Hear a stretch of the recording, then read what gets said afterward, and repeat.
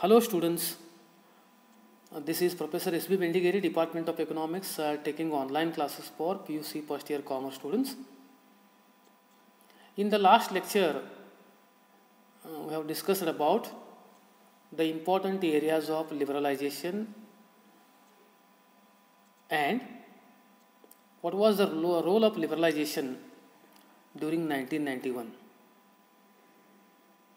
and how much liberalization process was required immediately after 1991 and what all areas were expected to be liberalized to make Indian economy as a open economy for everyone.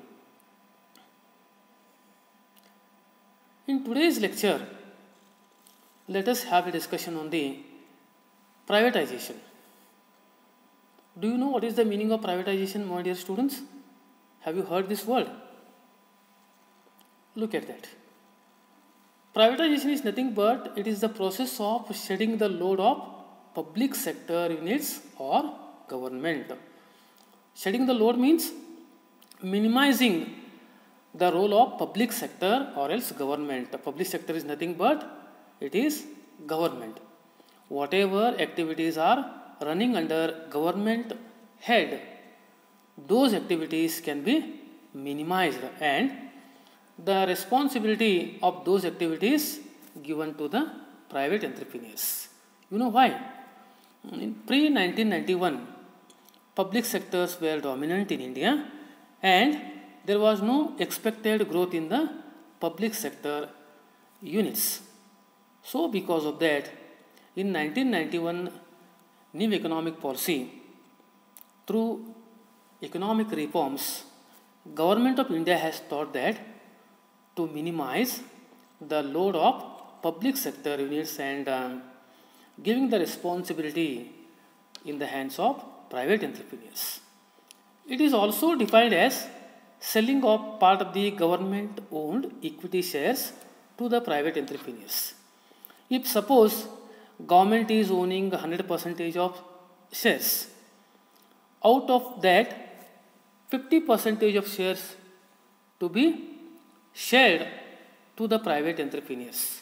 When this 50% of shares are shared with private sectors are also equally responsible in that particular process of activity.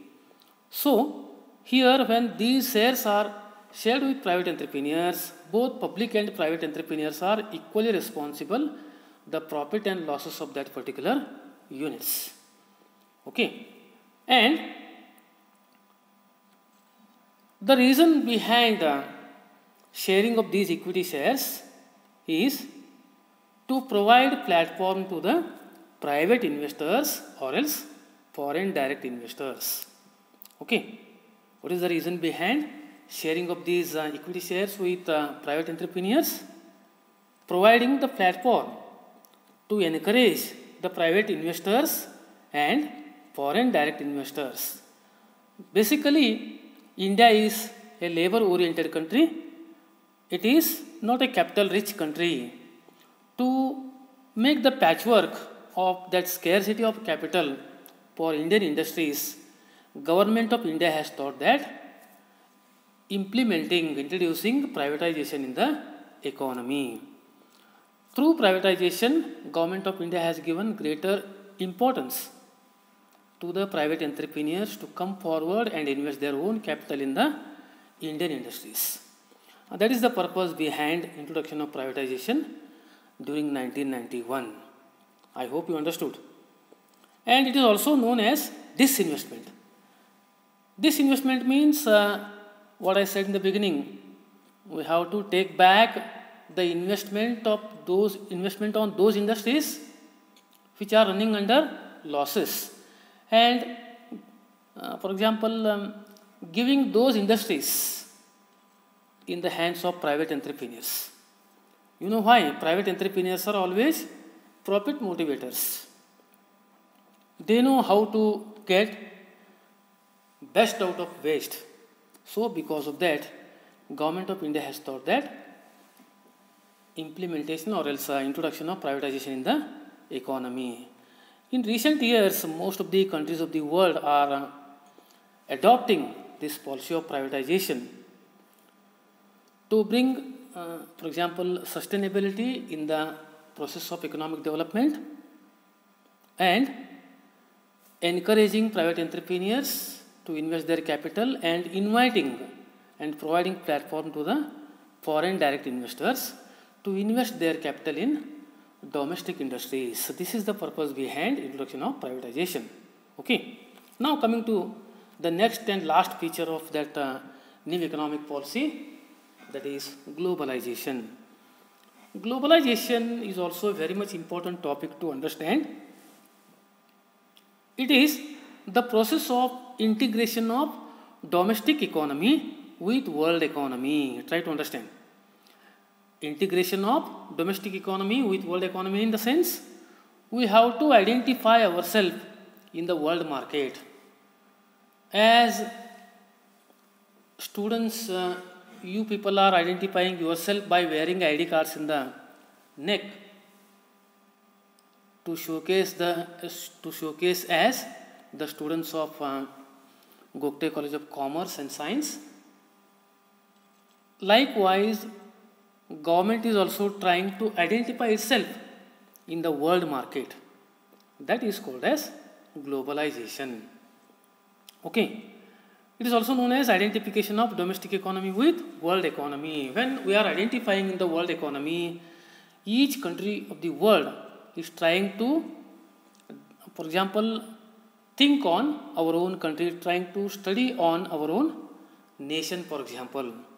So this is all about the globalization. Now coming to the most important topic of the third unit, that is outsourcing. Outsourcing is one important area where we can expect the work nature, we can expect less time, we can expect less amount of expenditure. In recent years, in recent time, outsourcing has become more popular in throughout the world. This is one of the important outcomes of the globalization process. It means what? It is the part and parcel of globalization. Outsourcing is the part and parcel of globalization. If you are going to look at the meaning of outsourcing, they may ask in the examination for 2 marks supposed to be. What is outsourcing? In outsourcing, a company hires a regular service from external sources. It may be from other country or else within the country. Listen to me carefully. Outsourcing is nothing but when a company hires a regular service from external source or else, for example, external source, it may be by other country or else within the country supposed to be. Especially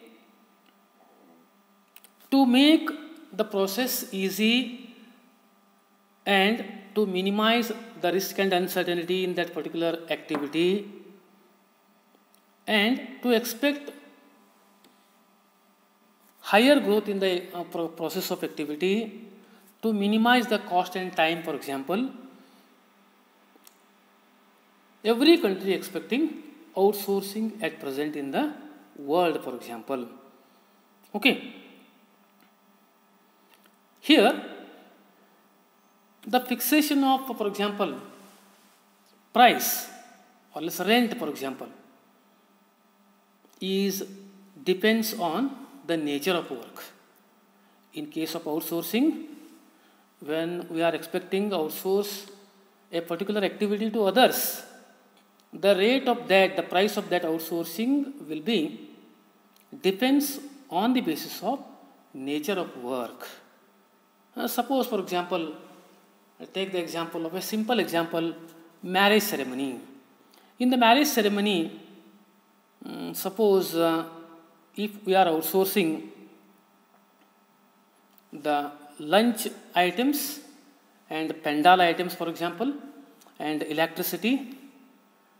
When these three important items are outsourced by others, for example, we have to pay something for that. If we are outsourcing it, automatically they are providing systematic service to everyone. So that is called as outsourcing. Okay. The suitable examples for outsourcing is legal advice, for example, computer services, advertisement and security provided by the respective departments. Okay. Suppose, for example, in any of the entertainment programs, we are expecting bouncers as a kind of security. That is also a kind of outsourcing. Okay. As a form of economic activity, outsourcing has intensified in recent times. Outsourcing has become a most important economic activity in recent years. Because of what? Because of the past modes of communication. Outsourcing is a part and parcel of past mode of communication. Okay, if you are outsourcing anything, you will get immediate results. Okay, and you will get the past communication between different activities. Particularly the growth of information technology. In recent years, information technology has become dominant. Each and every aspect is always running through information technology. Okay. Because of that, outsourcing has become common in all the countries throughout the world. Many services like voice-based business process, that is also called as business process outsourcing. You may outsource only the process of business. And knowledge process outsourcing, you may outsource only the knowledge for your own business. Okay, and suppose, for example, call centers. And you may outsource, very interesting point, you may outsource the accountancy part of your process of activity, the financial part of your own activity. And banking services also you can outsource.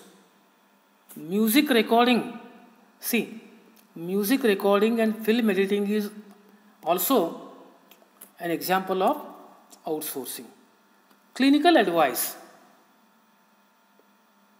If you want any kind of clinical specified advice from others, that facility is also provided by outsourcing. And teaching, listen, teaching is also a kind of outsourcing. These are outsourced by companies in developed countries to India. Okay. India is outsourcing all these things, for example, from other countries. With the help of modern telecommunications links, including internet, text, voice and visual data, is transmitted to overseas and national boundaries. Especially for outsourcing, there are important three areas. That is internet, text, voice and visual data. Okay, in recent years, technical aspects are outsourcing better than others, for example. Okay, so because of that, outsourcing has become a common, for example, process in recent times in the entire world. Okay, most of the MNCs and small companies outsourcing their services to India. See, most of the MNC companies, MNC means multinational corporations, and small companies are also outsourcing their services to India. Whatever kind of service we require in case of industries, or else in case of, for example, tertiary sector, that can be provided by other companies or else MNCs from other countries to India. These services are available at cheapest rates with a reasonable degree of skills and accuracy. Outsourcing is known for what? Outsourcing is known for accuracy.